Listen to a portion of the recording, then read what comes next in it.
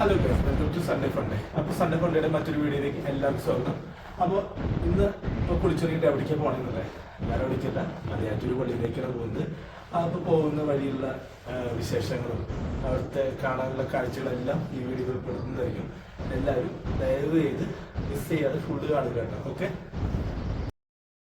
ഇതിൽ നിന്ന് ഏകദേശം 85 കിലോമീറ്റർ ഉണ്ട് കേട്ടോ മലയാറ്റൂർ പള്ളിയിലേക്ക്. അതായത് ഏകദേശം 2.25 മണിക്കൂർ 3 മണിക്കൂറിന് അടുത്തേക്കുള്ള ദൂരമുണ്ട്. അപ്പോൾ ഞാൻ ബൈക്കായിട്ട് എടുത്തു, കാരണം ട്രാഫിക്കും കാര്യങ്ങളും കിട്ടിയാലോ, പിന്നെ ബുള്ളറ്റിൽ പോകാനൊരു ഭയങ്കര ഇഷ്ടമാണ്.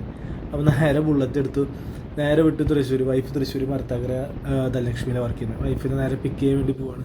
കണ്ടില്ലേ വൈഫ് വരുന്നത്? അങ്ങനെ അവൾ ചിരിച്ചുകൊണ്ട് വരുന്നുണ്ട്. അപ്പോൾ അവളെ തന്നെ പിക്ക് ചെയ്തു. നേരെ ഞങ്ങളുടെ ബുള്ളറ്റുമായിട്ട് യാത്ര തുടങ്ങിയിട്ട്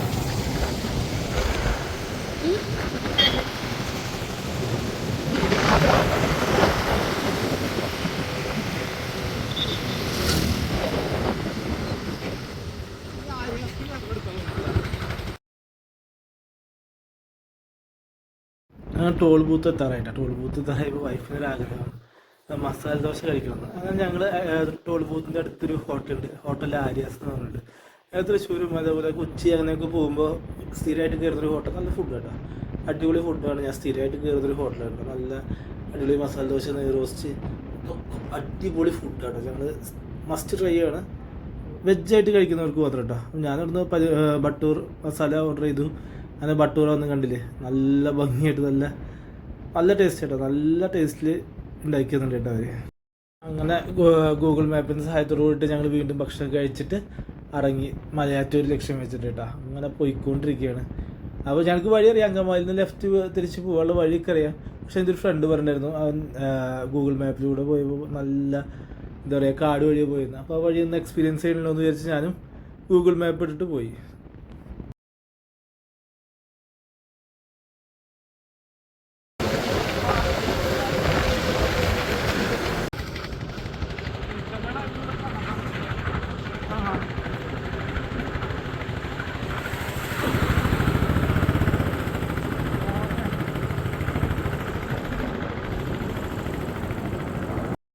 അടിപൊളി വൈബ് വഴി കേട്ടോ. ഇതിന് അതിരപ്പള്ളിക്കൊക്കെ പോകാനുള്ള ഷോർട്ട് കട്ട് ഉണ്ട് ഈ വഴി കൂടെ. അപ്പോൾ എനിക്ക് ഈ വഴിയെക്കുറിച്ച് കറക്റ്റായിട്ട് അറിയില്ല, കാരണം ഞങ്ങൾ എന്താ പറയുക ഗൂഗിൾ മാപ്പ് വഴി പോയതാണ്. അറിയാവുന്നവരുണ്ടെങ്കിൽ ജസ്റ്റ് ഒന്ന് കമൻറ്റ് ചെയ്യട്ടെ, കാരണം ഞങ്ങൾക്ക് ആ വഴി ഏതാണെന്ന് ഇതുവരെ മനസ്സിലായിട്ടില്ല. ഗൂഗിൾ അമ്മായി കൊണ്ടുപോയി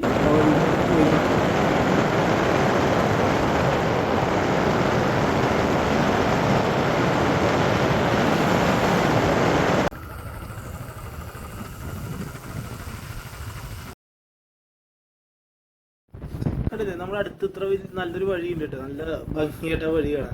അപ്പോൾ ഞാൻ ജസ്റ്റ് നിങ്ങൾക്കൊന്ന് കാണിച്ചു തരാൻ വേണ്ടി മാത്രം കേട്ടോ വീഡിയോ ഇങ്ങനെ പിടിക്കുന്നത്. കണ്ടില്ലേ അതിൻ്റെ വൈബ് എന്താന്ന്.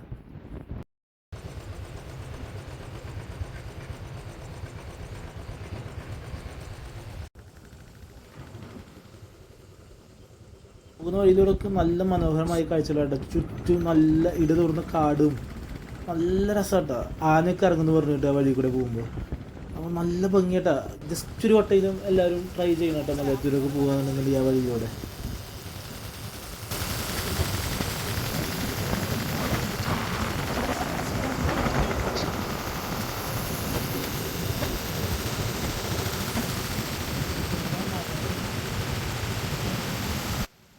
അത് മലയാറ്റൂർ പള്ളിയുടെ അടിവാരം എത്താറായിട്ടാ. ഇത് പെരിയാർ നദിയുടെ ചില ഭാഗങ്ങളാട്ടാ. നല്ല രസത്തിലാട്ടോ. വൈകിട്ട് ബോട്ടിങ്ങും കാര്യങ്ങളൊക്കെ ഉണ്ടാവാറുണ്ട്. ഇത് ഏറ്റവും രസം കാണാൻ ന്യൂ ഇയറിൻ്റെ ടൈമിൽ വരണം. ഡിസംബർ 31 ന്യൂ ഇയറിൻ്റെ നൈറ്റ് ഭയങ്കര രസമാണ്. ഞങ്ങൾ ഒരു വട്ടം വന്നിട്ടുണ്ടായിരുന്നു. ഫുള്ള് നക്ഷത്രങ്ങളും അലങ്കാരങ്ങളൊക്കെ ആയിട്ട് കാണാൻ ഭയങ്കര രസമാട്ടോ. അത് ഞാനൊരു വട്ടം ലൈഫിൽ പോയിട്ടുള്ളൂ, പക്ഷേ നല്ലൊരു എക്സ്പീരിയൻസ് ആയിരുന്നു ഇത്. ജസ്റ്റ് ഇവിടെ അടുത്തുള്ളവർക്കൊക്കെ ജസ്റ്റ് വന്ന് കാണാം കേട്ടോ, കാരണം അന്നത്തെ നൈറ്റ് അത്രയും തിരക്കും. ഞങ്ങൾ ഏകദേശം ബ്ലോക്കിൽ 2 മണിക്കൂറൊക്കെ നിന്നുണ്ട് ന്യൂ ഇയറിന് സെലിബ്രേഷൻ ചെയ്യാൻ വന്നിട്ട്.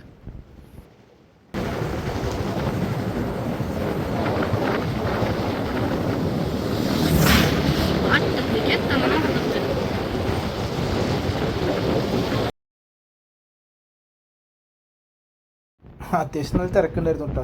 കണ്ടില്ലേ എത്ര വണ്ടികളൊക്കെ എടുക്കണേന്ന്. ഞങ്ങൾ തിരക്കുണ്ടാവില്ല എന്ന് വിചാരിച്ചിട്ടാണ് പോയത്, പക്ഷെ നല്ല അത്യാവശ്യം ജനങ്ങളുണ്ടായിരുന്നു. ഇത് കണ്ടാൽ നിങ്ങൾക്ക് മനസ്സിലാവും.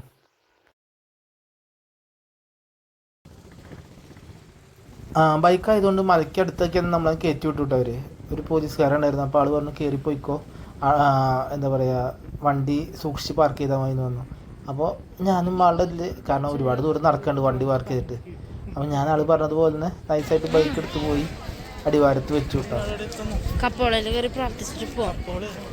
കപ്പേള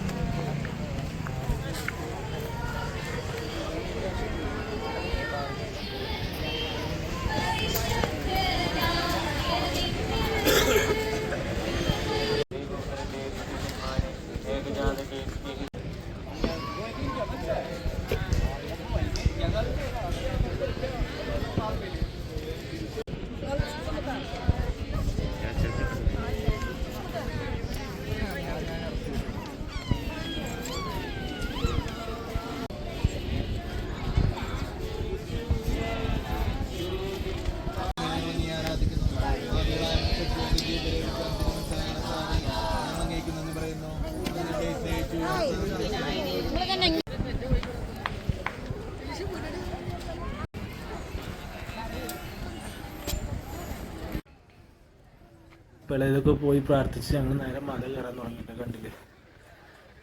വലിയ വലിയ കല്ലുകളാട്ടോ. ഒരുള്ള എല്ലാ ക്രിസ്ത്യൻസും മലയാറ്റൂർ പോയതാവും, എന്നാലും ബാക്കിയുള്ളവർക്ക് ജസ്റ്റ് ഒന്ന് അറിയാനും കാണാനും പറ്റില്ല. അപ്പോൾ അതിന് വേണ്ടി ജസ്റ്റ് ആയിട്ടൊന്ന് വീഡിയോ ഇട്ടത് മാത്രം കേട്ടോ. നമുക്കിവിടെ കയറുമ്പോൾ 14 കുരിശാണ് വരുന്നത്. 14 കുരിശും ഇതൊക്കെ ഞാൻ വീഡിയോയിൽ കാണിക്കുന്നുണ്ട് കേട്ടോ.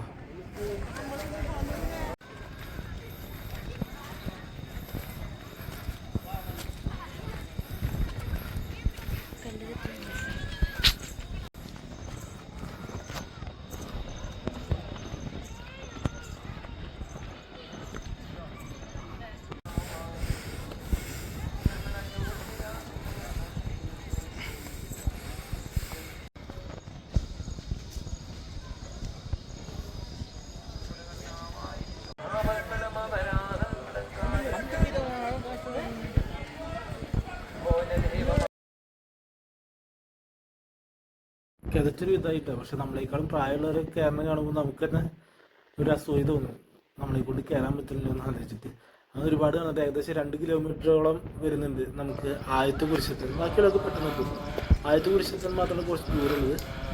അത് തന്നെയാണ് ഏറ്റവും ദുർഘടമായ വഴി. പിന്നെ നമ്മൾ ഫസ്റ്റ് എന്താ പറയുക, അവിടെ ഒരു മെഴുകുതിരി കത്തിച്ച് പ്രാർത്ഥിച്ചു. അങ്ങനെയാണ് വീണ്ടും നടത്താൻ തുടങ്ങിയിട്ടാണ്. ലൈഫൊക്കെ തീരെ വയ്യതേ, അവർ ശരിക്കും പട്ടി.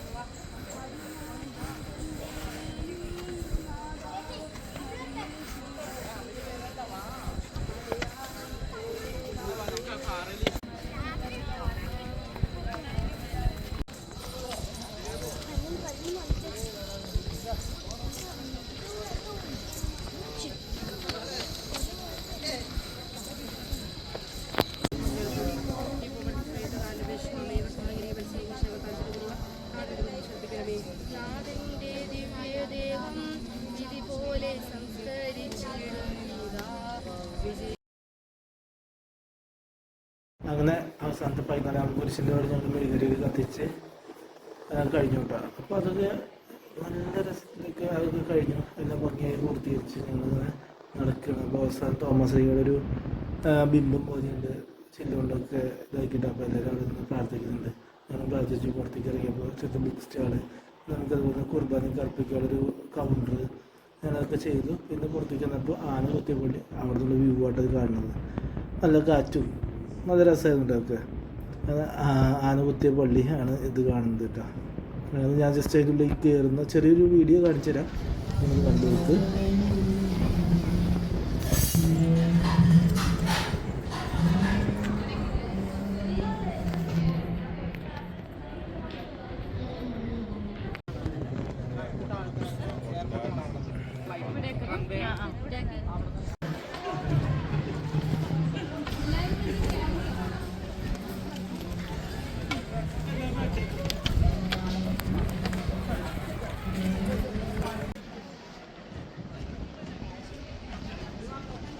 പള്ളിയും എല്ലാ കാര്യങ്ങളും കണ്ടു കഴിഞ്ഞു. ഞങ്ങൾ തിരിച്ചിറങ്ങാൻ പോകട്ടോ. അത് തിരിച്ചിറങ്ങുമ്പോൾ കണ്ടില്ല ഫസ്റ്റ് അവിടെ നമ്മുടെ തോമസ് ലീഹായുടെ കാൽപ്പാടുകളൊക്കെ ഉണ്ട്.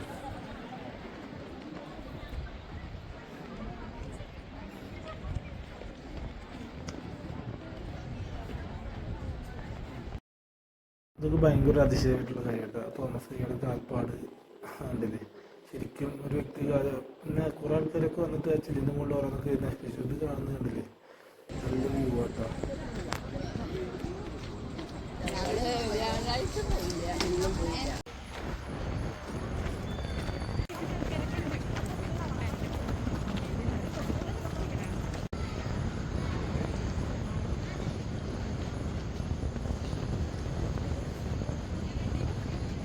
കൊണ്ടിരിക്കുകയാണ് കണ്ടില്ലേ.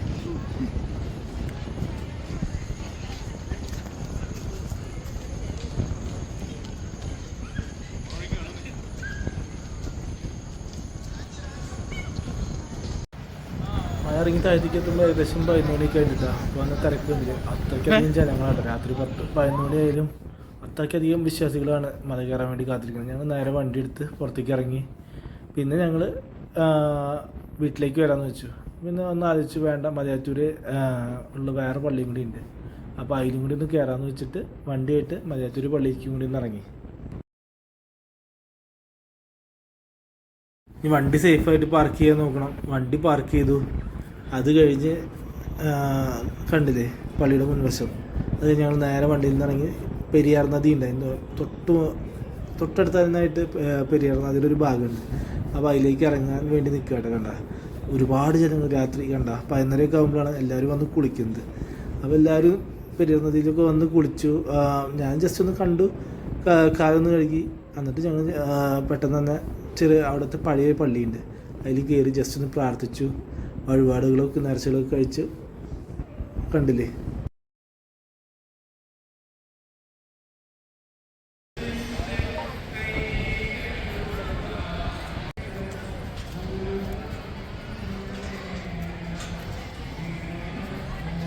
ചെറിയ പള്ളി, അങ്ങനെ ഞങ്ങൾ ചെറിയ പള്ളി കഴിഞ്ഞിട്ട് നേരെ വലിയ പള്ളിയിലേക്ക് പോയി. അപ്പോൾ നമുക്ക് ഉള്ളിലേക്കൊന്നും കിടക്കാൻ പറ്റില്ല, ആകെ പൊടിയും ഇതൊക്കെ ആയിട്ടായിരുന്നു. ആകെ എന്താ പറയുക, ആകെ അലങ്കോലമായിട്ട് കിടക്കുമായിരുന്നു. പള്ളി അറ്റകുറ്റപ്പണികളും പിന്നെ അതുപോലെ തന്നെ മെയിൻ്റനൻസ് വർക്കൊക്കെ നടക്കുന്നത് കാരണം ആരും ഉള്ളിലേക്ക് പ്രവേശിക്കുന്നുണ്ടായിരുന്നില്ല. ഞങ്ങൾ പുറത്തുനിന്ന് കണ്ടു. നമ്മൾ പള്ളിയിൽ പ്രാർത്ഥനയും അതുപോലെ തന്നെ മലയാറ്റൂരും മലയിൽ കയറിയിട്ട് ഞങ്ങൾ തിരിച്ചു പോവാണ്. അപ്പോൾ ബൈ ബൈ, സി യു.